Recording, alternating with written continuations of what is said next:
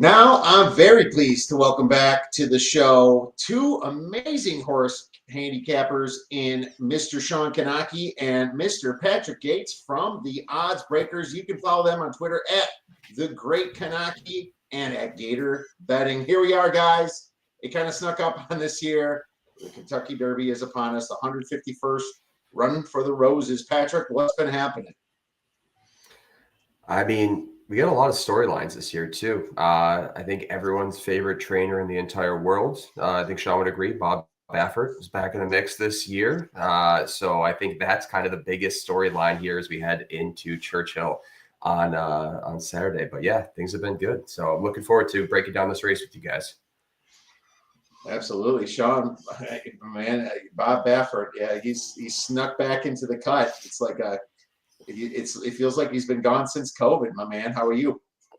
I'm doing well, thank you. Yeah, he's certainly not my favorite guy on the planet, but when he's in a race, it certainly makes things more interesting. So I'm glad he's back in it. I was very happy he was suspended when it happened, and getting to see some of his horses run again out in Santa Anita, out in California for the most part, has been fun during the prep races. So spent the last two nights catching up. I got in late last night and rewatched a bunch of the prep races going back to January, and then got the sheets out tonight after kids soccer practice and went hard for 4 hours. So I think we're ready to go. Awesome. I'm excited, man. Well, you know what? Here we are, and it is upon us. And the draft is over. We go right to Kentucky Derby, and we have to look at the weather. First thing you look at. And Shawn, have you got a chance to peek at the forecast for Louisville, Kentucky? Yeah, always do. It's actually very, very similar setup to last year. They're expecting rain both days. Don't know exactly when it's going to happen right now. It looks like the biggest chance for rain is going to be Friday evening and overnight Friday. And if it gets in and clears out, I think the track will firm back up for Saturday. But again, there's a chance of pop-up storms both days during the afternoon. So we could certainly see that affect the racing as it goes along. Is that what you saw, Patrick? Yeah, I kind of echo Shawn's statement there too. It is going to be interesting. So I remember talking about this race last year, and we tried to kind of give out our ticket construction of kind of who we liked here. But again, I think we all echo the same sentiment here of it's going to come down to an hour, 30 minutes before the race when you actually place those bets just to see the track conditions. So I think it's going to be kind of a similar situation this year. Yeah, what I feel like the track, if I'm remembering correctly, was pretty wet, right, last year, and I think the rain stopped, but it was real. Yep. I still think it was pretty sloppy, and then I think a mutter took it down last year in Mystic Dan. Yep. Yeah, it firmed up a little bit right before the actual Derby race, but it was still not as fast as it could have been for sure.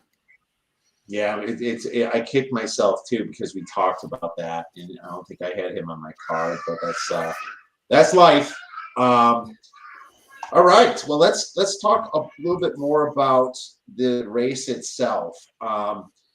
Patrick, let's talk about the favorites with respect to the rest of the field. How strong are these few favorites that we have, would you say, with respect to the other horses in this race? And there's 20 to 21 horses in this race.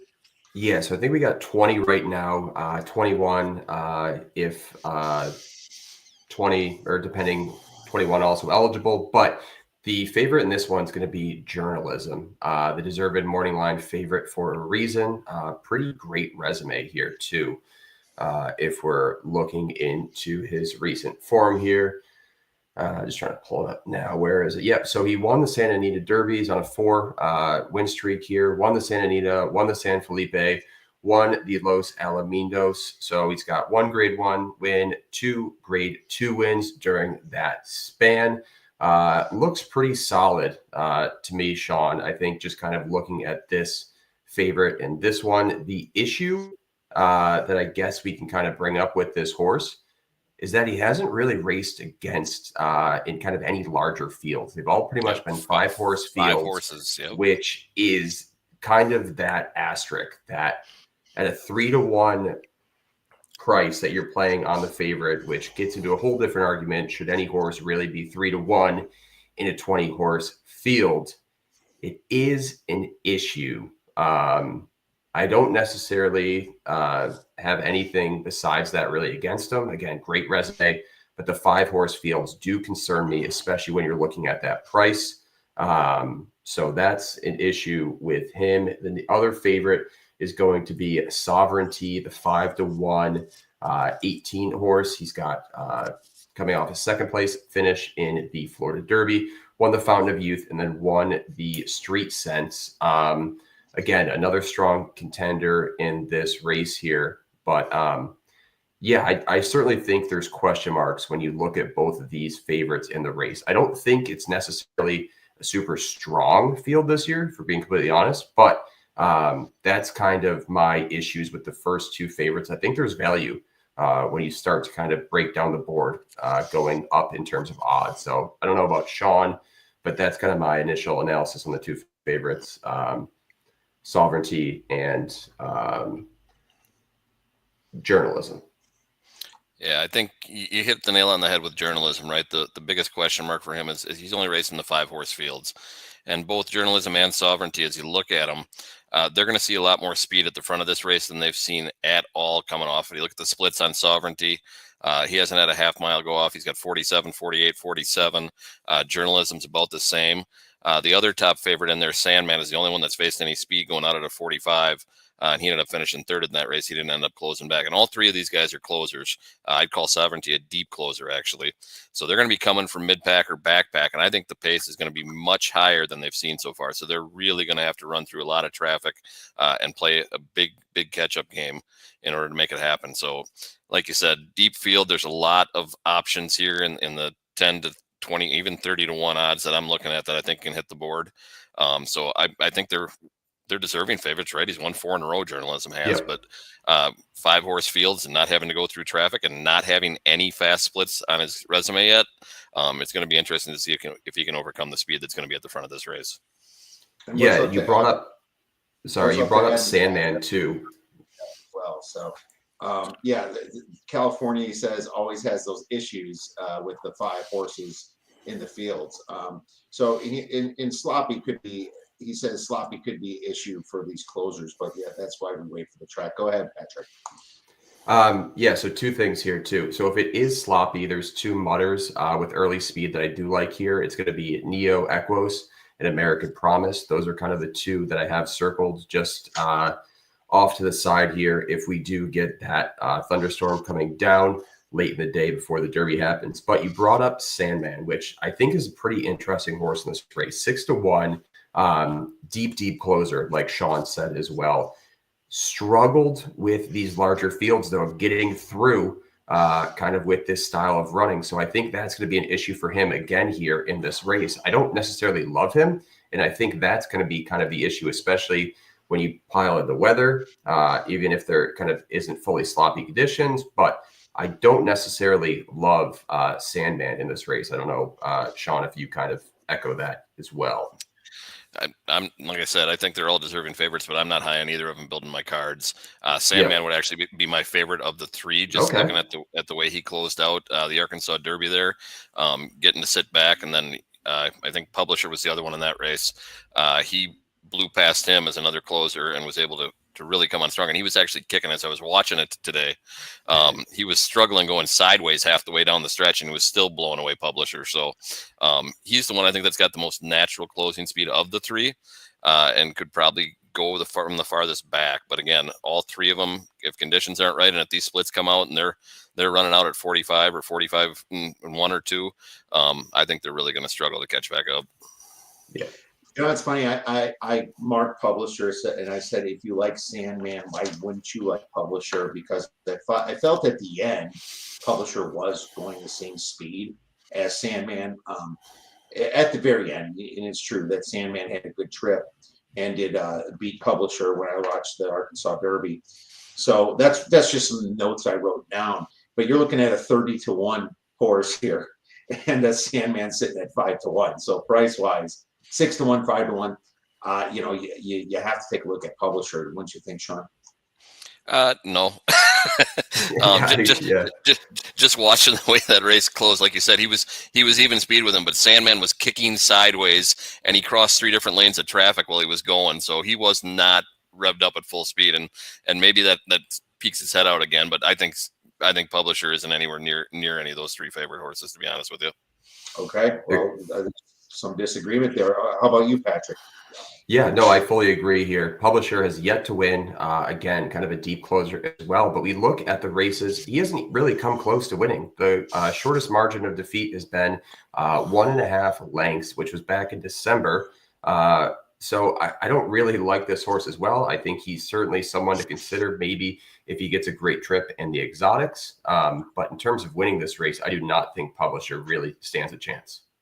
All right, well, there you go. It's interesting because it's like you get such a big field, and you're like, man, I gotta cross. It's almost like when I first do this, I fell in love too much with like too many ponies here, and and I'm trying to find some to cross off. I did remove both Publisher and Sandman from my first position, for trifectas, but we'll see how far we get because there's still a lot of information definitely to get through. So from a perspective of the favorites here, I'm wondering which favorite you think, and let's just look at all the ones under 10 to 1. And Patrick, I'll start with you on this. Is price going to determine a factor between journalism going off at probably 5 to 2, right? Let's assume 5 to 2, and between Sandman and Sovereignty. Not going to lie to you, I'm just going to say right off, Sovereignty was my favorite horse after I handicapped it all. But between the favorites, what would you lean towards?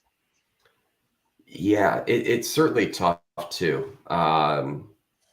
Journalism, like we mentioned before, the deserving favorite in this race. But again, that 5 only competing in those 5 horse fields, I think for me is just a huge glaring red flag.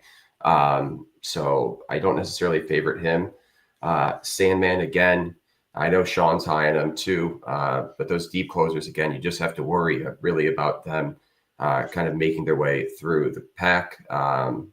Again, closed super well in the Arkansas Derby, so we'll give him credit for that one. But Sovereignty certainly does look like the great horse in terms of those 3 options. I would certainly lean more towards Sandman and Sovereignty, especially with the odds playing kind of a main factor in that one as well. Shawn, would you say Sandman for you, then Sovereignty, and then journalism? Yeah, and that's the way I look. And to be honest with you, the 8 spot is probably a better gate to come out of for journalism, but there's all the speeds also coming out of that inside area. So he's either going to have to go or he's going to tuck in on that rail and get trapped as everybody else comes in from the outside. So I'd actually rather see one of these horses on the outside get some clean runs in the second or third running lane further in the back than where he's going to be trapped on the inside somewhere in the middle. All right, fair enough. So let's talk about the race itself then, because you just obviously led to it with the gate, near the gate being with the speed. Patrick, which horse is going to be taking the lead, or which horses you think have a shot at taking the lead and setting the pace, and how fast do you think these fractions are going to be? So I got a fun little fact here. I was doing some research today about this. Over the past 30 years, only 4 horses have won the Kentucky Derby wire to wire, and Bob Baffert trained 3 of them. He's got 2 in this race, both early speed. Let's start with the top here. So the 1 position, Citizen Bull, and 2, Neo Equos, Baffert trained horse. Those 2 are going to be going to the front right away. You also look at the 4, Rodriguez, the 5, American Promise, the 12, East Avenue, and 20, Owen Almighty. The 6 and 7 both are from Japan, so we don't necessarily have great pace figures on them, but based on kind of the preliminary research I've done, they also like to run near the front as well. So there's so much early speed, pretty much from that 1 to the 7 position that we're looking at. That's going to create absolute chaos in this race. So that is something that I'm very wary of trying to play any of those horses, because 1 bad break and it's over with. So be very cautious of the 1 to 7 positions. The 12, East Avenue, I believe, or is he the 17? Nope, you got it. East Avenue's 12. The 12. Yeah. the 12 and the 20, East Avenue, the 12, I think is really going to try to jump to the front and has the best chance to. Owen Almighty on the end is going to have a tough time trying to get across all that traffic to lead this. So if I had to guess, it's going to be East Avenue up top, some combination of the 1 through 7 behind him, and then maybe Owen Almighty in that pact as well. It is going to be a fast pace. If everything lines up correctly, it's going to be a very, very fast pace in this race, which does set up well for some of those closers that we kind of hinted at before. So that's kind of what I'm thinking. That's kind of how this race, at least on paper, is panning out. So that's what I got in terms of pace. I'm not sure if Shawn's kind of seeing the same thing, but based on my preliminary research, that's what I got. You're right on. The only one of the low-numbered horses that's not going to go is Final Gambit, the 3-horse. I think the 1 and the 2 have to try and beat East Avenue out from the 12 spot to get into that lead. Neokos has had the fastest splits of that group. He's had a couple of 45 and 3, 45 flat, I think, are close to it. 45 and 2, 45 and 3. And he's going to be the one that's got to get out in front to even have a chance, because if he gets mired in anything, he doesn't have the closing speed or late speed to hang on. So the 1 and the 2 are going to try and shoot. The 12 is going to come across. One of those 3 is probably going to be the leader coming into that first turn. But like Patrick said, there's going to be 6 other horses trying to vie for the lead too. So we could see 4 or 5 wide going around turn 1 here very easily as well. So. Okay. And so that kind of echoes exactly what Patrick said. So that's good. It looks like the speed's coming from the inside. And some of the outside horses are going to, like you said, with Owen Almighty, is going to have some trouble. So any chance is it Biza gets in? I watched his race, losing to Journalism in the Santa Anita Derby. It didn't look like he, he was kind of there, but Journalism clearly was the better horse. Can he make this field, Shawn? It takes a scratch, doesn't it? Yeah, it takes a scratch to get him in, but if he does, he will definitely be on all my cards. I can guarantee you that right now. He pushed Journalism all the way to the end. Certainly Journalism is a better horse. But again, coming from the outside, he's going to have to come all the way across, come all the way from the back at some point. Looking at his speed ratings, the last 2 races looked very good. But he's a horse that likes to run from the front too, and being all the way on the outside, if he does get in, that's going to make it difficult for him. But you never know. The speed ratings are there, but coming from that 20 post and being a speed horse is very difficult. So Adam wants to know about Final Gambit. Could he sit behind some speed here? Is there some value at 30-1 for Final Gambit? Why don't you take that one first, Patrick? The issue with Final Gambit I have here, this is his first race on dirt. Certainly offers the appeal for exotic wagers. Again, another deep closer that we look at in this field, won the Jeff Ruby Stakes.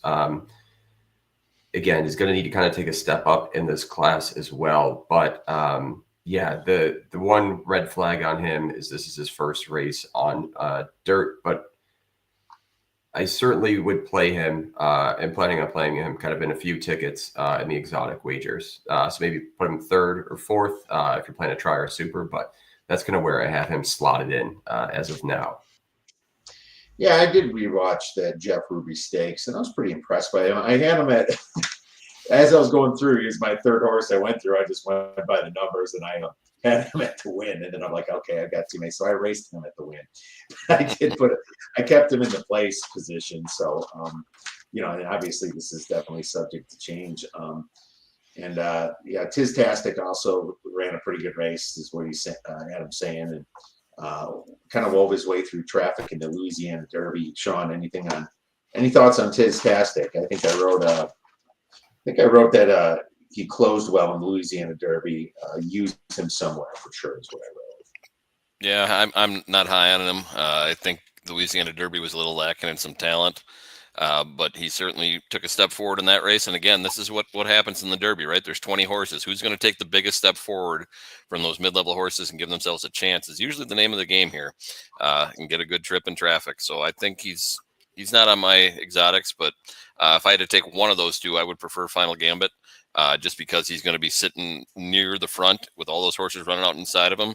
He's going to have a good rail position right in that mid-pack. So I think he's going to be in a better position than Tiztastic is as they leave the gate.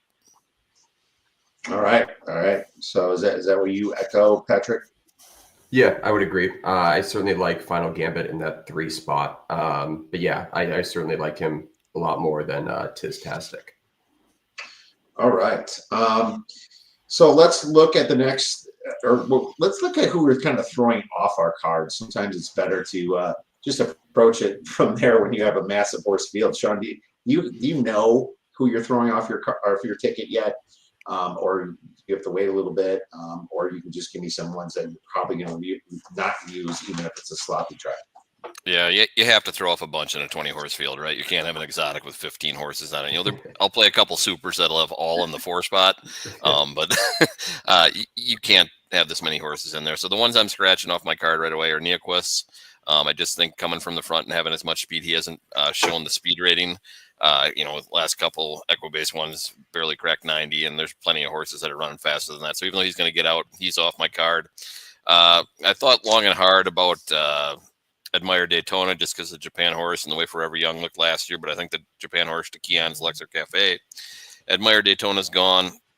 Grande, only 3 races run, been impressive in all of them. The Wood Memorial Field wasn't great, but he's only had 1 workout since the Wood, so I don't know if Fletcher's just kind of sitting back and thinks he's in a good spot, because he did take a big jump in speed for the Wood Memorial for sure, but not running him. Maybe he knows something I don't know, but that just kind of scares me. I'm staying away there. Flying Mohawk, again, after the Final Gambit race, he's not going to be in that field for me. Publisher, just the way he looked against Sandman coming around, getting passed by him, he's not going to be there as a closer. Tistastic, I just mentioned. Rendered Judgment got in on 5th place points in the Bluegrass. That's the only reason he's even in the Derby. Hasn't shown up in any of the races. He's my for sure 100% not playing horse, so watch him come in and hit the board. Coal Battle, I think this is a distance issue for him, just the way he's looked as he stepped up, you know, and actually had some competition. Looked good in the Rebel, but taking that extra step up in distance, he's certainly had some fields closing on him, so he's gone for me. And then Owen Almighty doesn't have a chance coming from the outside as a speed horse. So those are, I believe, 10 horses I scratched off my card right away.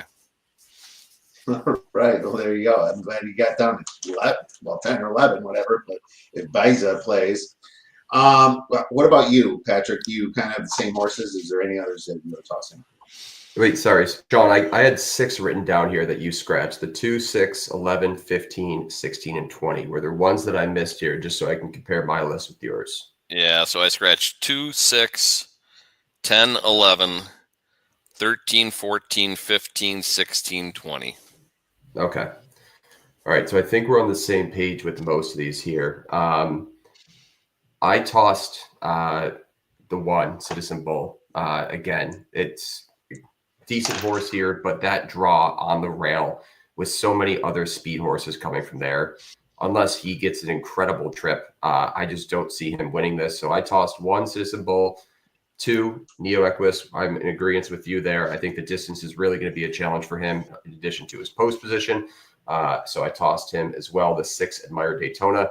Like you said, too, it's kind of like last year when we had 2 Japanese horses in this race, Forever Young and T.O. Password. Forever Young was kind of that guy. Finished 3rd. T.O. Password finished 5th here. But I feel like it's kind of the same situation with Luxor Cafe and Admire Daytona. Admire Daytona is not going to be on my card.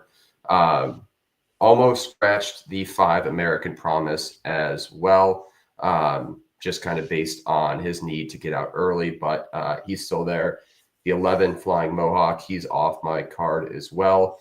So we're there. The 15, Render Judgment, same one. And then 20, Owen Almighty as well. The 19, Chunk of Gold, excuse me, is another one that I tossed as well. So different ones, but kind of I think the only difference we really had was the 19. And I don't mind Grande, so I did not toss him in this race. All right, fair enough. Let's talk a little sleepers or long shots here. I'll just throw out mine. American Promise is one I X'd in and did not take away for a possible winning position here on my tickets. You know, it's funny. I watched I think it was the Virginia Derby at the pull up these PPs again. And I thought, it's not the biggest, field and not the strongest field, let's say, but he ran that race pretty well. And, he took a jump off. And I guess that's the thing I'm looking at. I'm looking at pedigree of Sire Justify and Tap It, for the dam. And I'm looking at Dwayne Lucas there, which is, a very good trainer who's won the Derby, I think 4 times. What do you guys think about that sleeper? I mean, I'm looking at 30-1 and salivating over it pretty much, Patrick. What do you think about American Promise? No, he's off my card. You look at his kind of Derby prep races coming into this one: 6th in the Southwest, 5th in the Risen Star, won the Virginia Derby, but again, I don't think the field was particularly strong in that race. Again, another one of those horses coming from the inside here. He needs to be in front to win this race, and I don't think he's kind of got that jump out of the gate to get there. So he's not kind of one of the long shots that I was targeting. I didn't scratch him, Kiev. The Virginia Derby, that track plays as one of the fastest tracks in the country. And if you look at where he went out in 45-1, and just blew away a weak field. So 13 links back in the Risen Star, 6.5 in the Southwest, and a better field. So certainly not one of my favorites to win the thing, and something I probably will not have a win bet on. But I didn't scratch him just because of the improvement that you mentioned.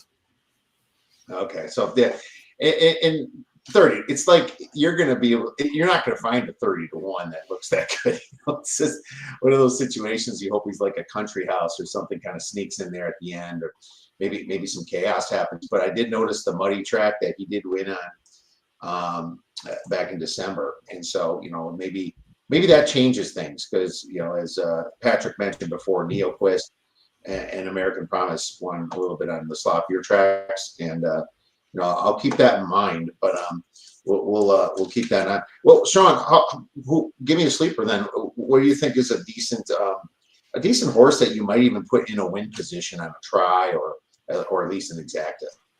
Well, the one that I landed on is actually the one that Patrick scratched at Citizen Bull by Baffert, right? He didn't have a great run the last time out. He faded at the end in that small field, obviously with Journalism and Biza getting behind him, and he came out a little quick, and only a 5-horse field. There's no traffic for those guys to come up and grab him. They just were able to reel him in. In this one, if he gets off the rail, he's beaten, good horses, right? Rodriguez is coming in at 12-1, the other Baffert horse. He beat him by 3 or 4 lengths, I think, in which one was it? The Lewis. But he's won 3 races in a row, was one of the favorites going in, and then when Santa Anita Derby hit and he didn't perform, he's dropped down to 20-1. But he showed speed ratings that are just as high as anybody else in this field, in both the RB Lewis and in the Breeders' Cup Juvenile last year, Del Mar. So I think he's got the speed to do it. The question mark is the traffic and being on the rail. If he gets clear and he's got a good trip in the lead, and he could wire to wire. What'd you say, Patrick? 3 of the 4 that have done it in the last 20 years are Baffert horses, right? So yep, I certainly like him better than Rodriguez at 12-1, and Rodriguez is going to end up as a single-digit horse here before this goes off. So he'd be one I'm looking at. Yeah, I thought it was since 1986 that someone hasn't won the 1 hole in the Kentucky Derby. I'll have to relook at that. I know it doesn't happen often. Yeah, I'm not sure about the 1 hole, but Patrick was just talking about the wire-to-wire winners. There's been 4 of them. Wire-to-wire. Okay, thank you. I noted since they moved the gate and redid the gate, let's say, it's made it a little bit better on them, right? Since I think it was 2021 or something. 21, 22, something like that, where they first put that gate out there. So there's really not a big sample size since then. But don't get me wrong, Shawn. I put him as a maybe, because maybe he just has the stamina for that one day, and sets the pace and stays ahead. And that's a Baffert horse. We'll get some extra love and maybe a few creams or something. Get him going. And the question's the rail, and it's the length, right? Can he go to 10 furlongs? He faded in the only longer one, but I think he's got the speed to show it. So we'll see. Old Baffert's always got something up his sleeve. It's funny, and I remember like fading somebody in the UFC back like 7 years ago. It was John Jones versus Cormier, and I was like, oh, I'm gonna take Cormier. And he's like, well, Jones has been roiding up, and sure enough, he was roided up, and he won the fight, and so I lost the bet. But then he took the piss test and failed. It's like that don't matter. I still lost the bet. They're not paying him back, you know. So you almost got to look at it like, who cares about situation at this time? It's a Baffert horse, you know. It's like. I totally understand that. How about you, Patrick? How about a sleeper for us? I like the 10 Grande here. Again, kind of only raced three times this in his career. Look at his last race, the Wood Memorial. Dylan Davis took over for Johnny Velasquez in that spot. Didn't necessarily have a great trip, was kind of pushed wide, but great speed figure improvement on his part. So I really like the 10 here. Velasquez gets back the mount, and it's always a dangerous combination when you signed up Johnny V and Todd Pletcher together. Normally, that's kind of who you'd look for when they're kind of on a maiden. But I really like the combination of those two. He's shown speed here.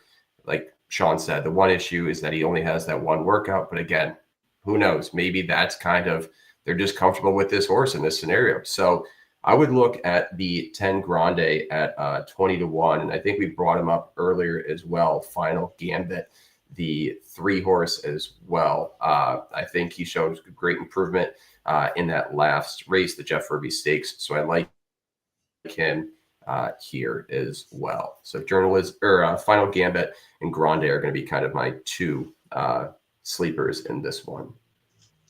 All right. Well, it looks like Adam. Truth Exposed chimed in, and he's kind of with you on that as well. Gambit could sneak up off the rail. Grande, yeah. Shawn, did you toss Grande? So it's like both your sleepers are against you. That's how this show should be. This is exactly how it should be. You know, and I'm kind of happy we fell on that, because this is you guys aren't scared to toss horses, and you know how to bet these races, and you're going to have enough money to bet the next one, because you're not going to have massive investment in here. You'll have something more than modest, I'm sure, but that's what you do, and it's fun to see that. Very exciting Derby it's going to be. Shawn, how are you going to construct your ticket? Are you going pretty verticals, horizontals, maybe some pick 3s, pick 5s? Well, I'll definitely have a couple big pick 5s going for the day for sure. But just as far as the Derby goes, I like to sprinkle it around. It's the one race, even more so than the other Triple Crown races in the Breeders' Cup, where I probably get a little loose with some cash and throw some things around that maybe I shouldn't. But it's also going to be the biggest pot of the year too, so you can do that. I remember I'm forgetting the horse's name. The one that actually got in as a 21 a couple of years back is a 99-1, and then Zandon and I'm blanking. See, I should have wrote this down. Anyway, so where I'm going with this is the 99-1 ended up winning that day, and then the 2 horses that were the favorites came in second and third. I didn't put the winning horse in the front of that superfecta, but I put 3 others, and then went the 2 favorites second and third, and went all in the end. If I actually would have put the longest shot in the front spot, that was a $334,000 payout on that super. So it's okay to sprinkle a little bit here and there, and see what happens. So I'll have a little bit of everything. Biggest thing for me is I'm not going to try and play a favorite here. I'm going to try and beat a favorite. With this many horses, there's no reason for me to go and put a 2-1 or 3-1 bet on the Derby in a 20 horse field. That's just not how I'm going to roll with this. I'll have some of them in trifectas in the winning position, but my win bets are all going to be horses that are at least right now on the card double-digit odds. All right. It's funny. Truth says he's going to spend about $150 on the Derby. I think a couple years ago I spent $400. Maybe got that 100 or something. And like I think this year I want to spread it around a little bit. Maybe instead of using the higher, maybe instead of having like $1 or $2 tries, I'll have more 50-cent tries. Kind of throw it around a little bit, but I'm hoping to stay in the 200 range or lower myself. Patrick, how are you going to construct your ticket? Yeah, no, I certainly will have kind of, I like what Shawn said too. I'm definitely going to try to beat the favorites here in terms of these win tickets. There's plenty of long shots that offer some value here. We brought them up before. So that's kind of the start of it. And then from there, certainly will be a few kind of exactas and tries. The supers, I usually try to avoid. I will maybe play one or two in this scenario, but it's mainly going to be a bunch of different combinations of exactas and tries. So that's kind of where I really stand here. But in general, I know, Shawn, you're probably, what do you said? You're going to key maybe a favorite or two and kind of a few exotics. I think in this field, we're kind of in agreement on this. I don't think it's particularly strong. I think I'm just going to try to beat the favorites in this race all day and just kind of go with that. So that's going to be my strategy heading in here of probably 2 or 3 exactas, probably 2 or 3 tries of some sorts as well there, and then a few win tickets on these long shots. All right. Well, Grande and definitely the 10 horse here, Grande and Shawn's. I think, which one was yours? The number 1 horses in both. Yep, the one horse, and then real quick, just my pick to win that I'm actually going to be betting straight up. Besides the 1 is the 15, or excuse me, the 7 Luxor Cafe at 15-1. Forever Young with the showing last year. Yep. This is an American Pharaoh horse here. I think the pedigree's there, the closing speed's there. He's going to be one of those horses, like I said, that everybody around him is going to take off, and he's going to be able to tuck in that mid-pack position near the rail and should be toward the front when that closing windup happens. And he's got the speed at the end to do it, it looks like.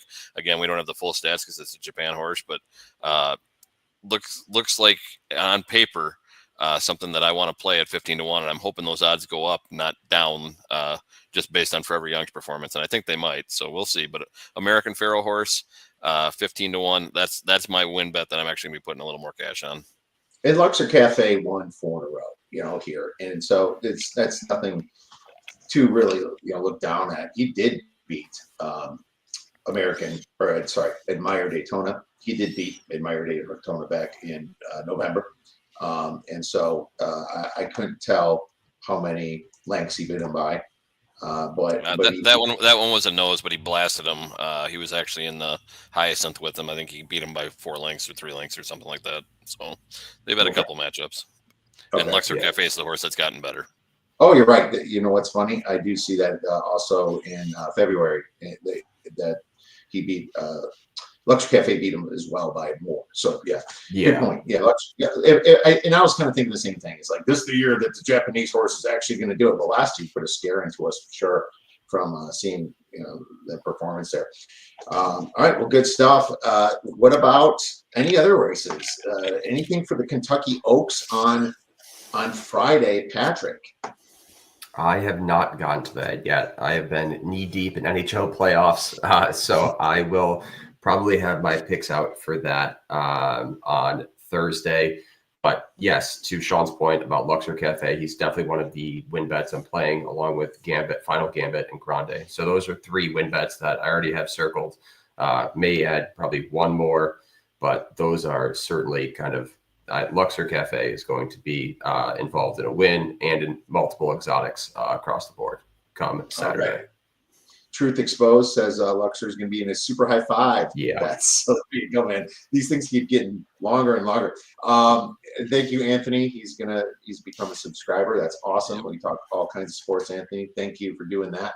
And he wouldn't count out Luxor Cafe. Shawn, the Oaks, man. Anything to cheer about for you in the Kentucky Oaks? Yeah, don't bet them, or don't bet her, excuse me. Anything coming off in a 14-horse field in the Oaks at 6-5 before it goes off, that's going to be a 4-5 or 3-5 horse by the time we get to the gate. I'm not going to be playing on that horse. Deserving favorite, 100%. Don't get me wrong. Think there's a very, very good chance that she comes in and wins it. But I will again be trying to beat a favorite there. Fade Lacara too, the 6-1. This kind of field with the way she's run lately, not looking to do that horse either. So what I usually do with the Oaks is I'll throw a small bet in on the actual race, but I like to do the Oaks Derby double. And what I typically will do is I'll pick 3 or 4 horses in the Oaks, and I'll get all in the Derby. And if I hit one in the Oaks, I got the winner already locked up, and I hope for a long shot. So I'm going to fade the Good Cheer, like I said. The horses I got in there, Take Charge, My Lady 10 is my favorite pick for the Oaks. And then I'm going to throw the 3 Fondly in there. And then possibly the 1 would be the other horse early on. So those are the 3 I'm probably going to put in the Oaks Derby double. But the 10, Take Charge, My Lady, is the one I'm taking to win the Oaks.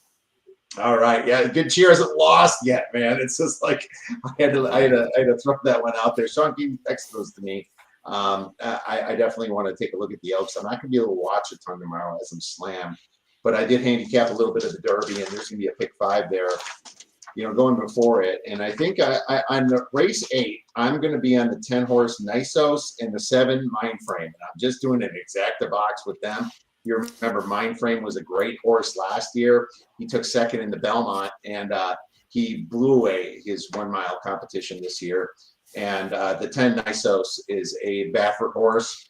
And, if you need something for a pick 5, Nisos has been really ripping it up. And unfortunately, Nisos is going to be like, I think 3 to 1 or something. So it's not like you're going to do amazing on that. But I'm just going to bet that exactly, and that's it. So. Well, Nisos got hurt coming into Kentucky Derby season last year, I believe, or the year before. I can't remember how old that horse is without it in front of me, but that horse was definitely one that people were looking at coming in. I also have Mindframe to win that race. And then the other one I'm targeting, race 7, the 5 horse I'm looking at as one of my best plays of the day, as I was just going through tonight. That is Arrest Me Red, winner of 3 straight, Wesley Ward in a turf sprint, is always a good bet. Usually he's got IROD on it on the ride, but today he's not running this or on any horses in this race. Might be the break race, but Wesley Ward in a turf sprint, whether it's Breeders' Cup or wherever, is always a play for me. And Arrest Me Red winning 3 in a row is something I'm definitely going to be looking at in that 7th race. All right. Well, thanks for the tips on that. And speaking of tips, Shawn, where could our listeners get your great column and information? You can find me at the Odds Breakers. I'm a little bit busy at work, so I'm trying to put something out when I can. But any questions you got for me, feel free to reach out on Twitter at The Great Knoche, or find me at theoddsbreakers.com. And Patrick, when is your column going to be up over at the Odds Breakers for the 151st run for the Roses? Yeah, I'm guessing I'm not going to have a time to do the Oaks just based on my schedule, but the Kentucky Derby article will be out Friday. So you'll have a full day before the race happens to kind of digest that. So check out the Kentucky Derby article on the Odds Breakers on Friday. All right. Well, gentlemen, best of luck to you. You definitely gave me some stuff to think about as well. And I'm sure you gave all our listeners and viewers that came on a ton to think about as well. Thank you guys for chiming in. We'll be texting this week. Make sure you check out Shawn and Patrick at the Odds Breakers and follow them on Twitter. You're going to get a lot of great information from them as well.